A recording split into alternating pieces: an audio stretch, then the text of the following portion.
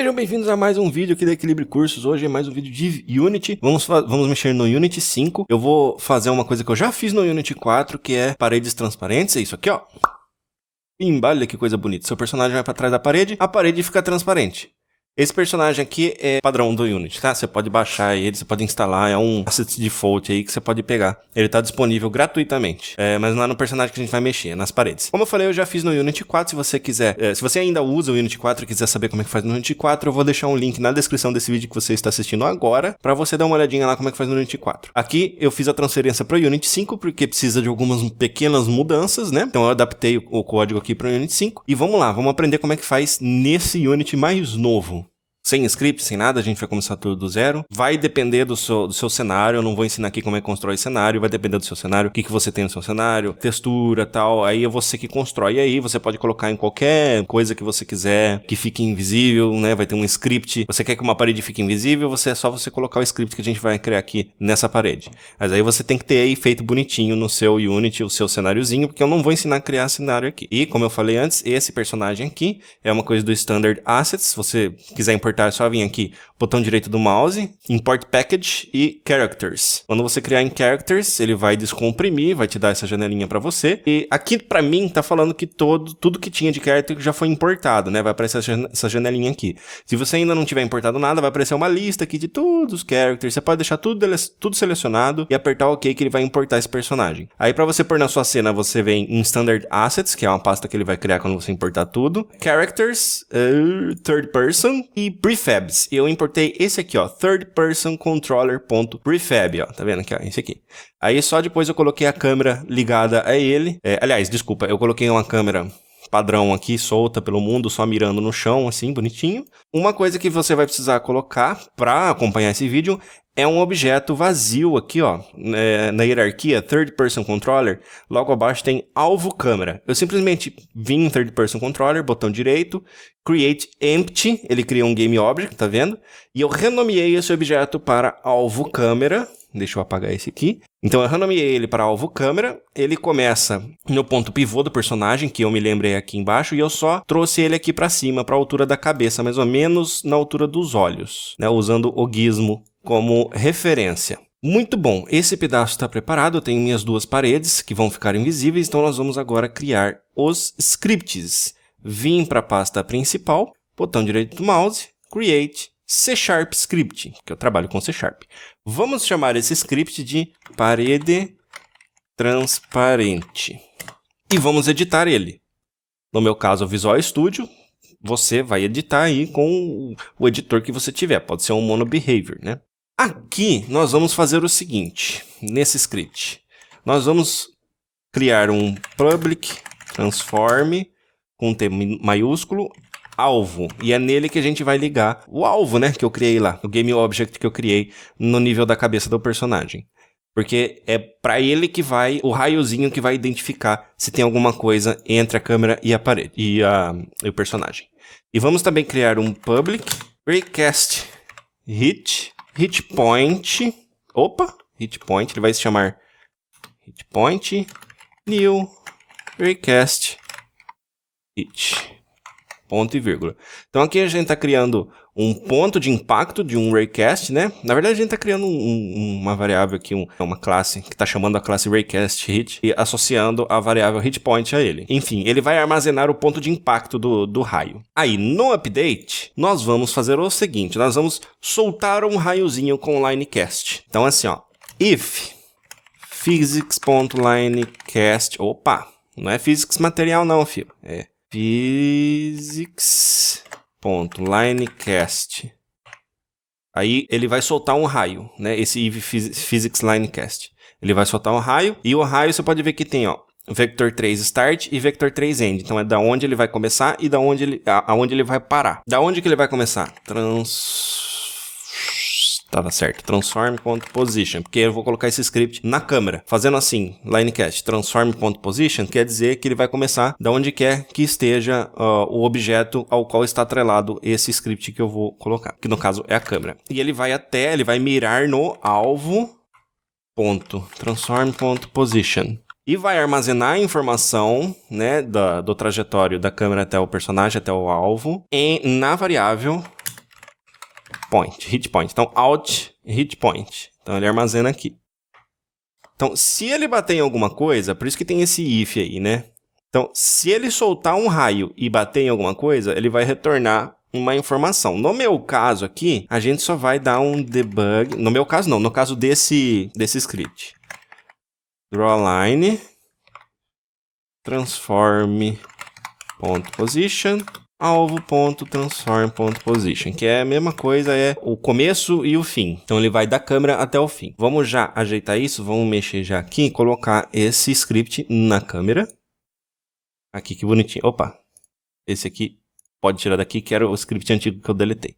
Então, eu tenho aqui, ó, meu script parede transparente e eu tenho uma variável pública alvo. Então é aqui que eu vou colocar esse alvo câmera que eu criei no meu personagem. E se eu der play, a gente pode ver aqui na cena um raio saindo da câmera até o meu alvo, que está na cabeça do personagem. Então, se eu mexer meu personagem para trás da parede, que agora ainda não fica invisível nesse ponto, o raio acompanha, ó, tá vendo? Tá passando por dentro da parede aqui. Olha que coisa belezinha, né? Então, esse pedaço tá funcionando. Agora, nós vamos fazer o segundo script desse vídeo, que é o que vai efetivamente detectar a parede, o objeto no meio do caminho, e vai deixar ela transparente, caso seja necessário. Então, vamos criar um outro C# script e esse vai se chamar parede transdim. Opfin não, dim. Dim é de dynamic, tá? Dynamic. E vamos editar esse. Muito bem, aqui nesse script nós vamos fazer o seguinte. Primeiro, vamos criar uma variável privada. Private, parede transparente. Nós vamos chamar o outro script. Parede transcript. Então nós vamos dar um nome para ele também.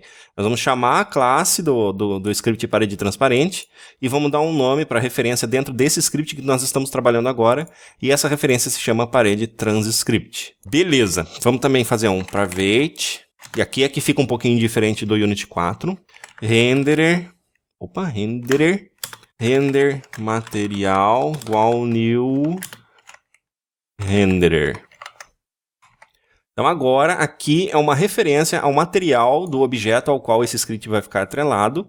Ele vai fazer uma busca pelo material, vai atrelar ao renderer e a partir disso a gente vai poder mexer na transparência dele. Agora nós vamos inicializar algumas coisas. Primeiro, no start, vamos criar um novo GameObject, que vai se chamar transp, e vamos mandar ele achar GameObject.find a main camera. Nós precisamos achar a main camera para fazer uma referência a ela, porque é nela que vai estar o script, né, que a gente vai pôr. Aliás, aqui está o script parede transparente. Aí, parede transparente, parede transcript é igual a transp.getComponent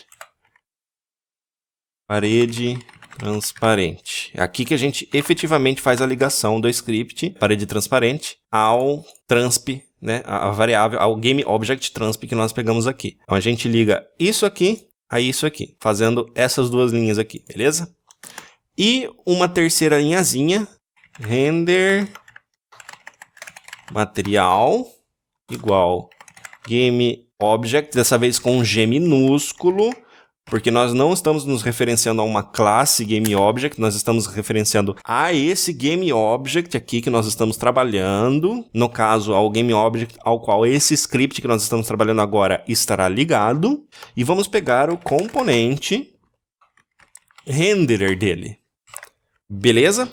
Você pode colocar essas linhas, por exemplo, no update, mas isso é extremamente ineficiente porque ele vai ficar fazendo essa ligação o tempo todo, no mesmo número de frame que o seu jogo exibe. Se o seu jogo estiver rodando a 120 FPS, ele vai fazer essa ligação 120 vezes por segundo. Não tem necessidade disso, uma vez só aqui já tá bom, né? No start, vai comer recurso de graça se colocar isso tudo no update. Então agora nós vamos continuar aqui dentro do update nós vamos trabalhar com um loop. E esse loop basicamente vai passar por todos os materiais que o nosso GameObject possui para deixá-los transparentes caso seja necessário. É só isso que esse loop vai fazer. Ele vai olhar, olha, esse objeto tem 3, 4, 5, 6 materiais, então todos eles a gente vai deixar transparente. Tranquilo. For int m igual a 0, já explico.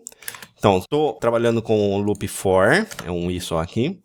Tô trabalhando com o loop for, aí cria uma variável chamada m que começa no 0, porque a referência aos materiais no objeto é assim, 0, 1, 2, 3, então começa no 0. Então, cria a variável e dou a condição, se m for menor do que render materials.materials.length, se o número de m for menor do que o número total de materiais que o meu objeto possui, ele continua fazendo o loop. Caso contrário, ele vai parar. É basicamente isso. M++. É basicamente isso que essa linha faz isso. Enquanto m for menor do que o número total de materiais, ele continua passando por todos os materiais. A hora que isso não for mais verdade, ele para de ficar passando pelos materiais. Então, vamos lá, no loop. Enquanto isso for verdade, a gente vai falar para ele o seguinte. If render materials e faz a referência ao m para ele saber em qual material que ele está passando, .color.a, que é o alfa ou a transparência, for maior que, sei lá, 0.5f, que é o padrão que eu andei usando no outro vídeo, eu vou continuar aqui. Então, essa linha fala o seguinte. Se o alfa do material do meu objeto m for maior do que 0.5, então ele é opaco ou está perto da opacidade total. Então aí ele vai executar as ações para deixar ele transparente. Então se ele tiver opaco, aí o negócio é o seguinte, eu não posso mudar o alfa direto no código aqui, eu tenho que mexer com a classe color. Vou mostrar para vocês como é que faz. Vou chamar a classe, atribuir uma variável chamada cor a ele, e essa variável vai receber os dados de render material.materials m.color. Ou seja, ele vai receber os dados de cor e alfa do material ao qual o loop está passando no momento. Então ele vai passar em todos os materiais, ele vai receber esses dados de todos os materiais. A hora que ele passar, ele recebeu. Então a gente pega a variável, o alfa dessa variável, e diminui em 0.02f. Menos igual faz o seguinte, a cada frame você abaixa 0.02 ponto flutuante, né? 0.02 do alfa da variável cor. Então, a gente ainda não está mexendo no alfa do objeto, está mexendo no alfa da variável cor. Agora, a gente vai atribuir esse alfa da variável cor ao render material.materials m, que é o material ao qual o loop está passando no momento, .color, igual a cor. Então eu posso mexer na cor de um material, contanto, isso no C#, tá? Contanto que eu esteja passando para ele todos os parâmetros, todas as cores mais o alfa. Eu não posso mexer em coisa individual dentro do color, mas assim eu posso fazer. Desse jeito que eu fiz agora, eu posso fazer. Isso aqui está quase pronto. O que a gente precisa fazer só é falar para ele, você só vai executar esse código aqui se o raiozinho lá que a gente está tirando da câmera bater numa parede. Antes desse if aqui, a gente precisa de mais um if que eu deixei passar. Então vamos colocar esse if aqui, que é assim, ó. If parede transcript. A gente vai chamar o script lá. Ponto. Hit point. Lembra que a gente criou um hit point? Pois é. Transform for igual transform, aí vai executar esse código aqui, esse outro if aqui embaixo. Então fecha direitinho aqui com as chaves. Então, o que significa isso aqui? Se o ponto de impacto daquele raiozinho que eu estou mandando for esse transform aqui, for esse objeto ao qual o script está atrelado, no caso a parede, aí ele vai fazer com que esse objeto fique transparente. Vamos lá no Unity ver? Só precisa colocar o script novo aqui, que a gente criou, parede transdim, coloca ele na parede, vou colocar nessa da esquerda, vou dar play. Tá funcionando o jogo. Enquanto o personagem não tá atrás da parede, ela tá tudo bonitinha. Agora, se eu trago meu personagem pra cá, ela fica transparente. Você pode enxergar atrás dela. Mas se eu tiro, a parede não volta. Ela não fica opaca de novo. Então agora a gente vai fazer mais esse pedacinho de código para a parede também ficar opaca quando não tiver, o raiozinho não estiver batendo nela. Vamos voltar pro script. Parede transdim e vamos colocar essa condição aqui. Então, como a gente falou, se o raio estiver batendo nesse transform no qual o script está ligado, deixa ele transparente. Caso contrário, se ele não estiver batendo nesse objeto e o objeto estiver transparente, por favor, faça com que o objeto fique opaco. Else if render material.materials m.color.a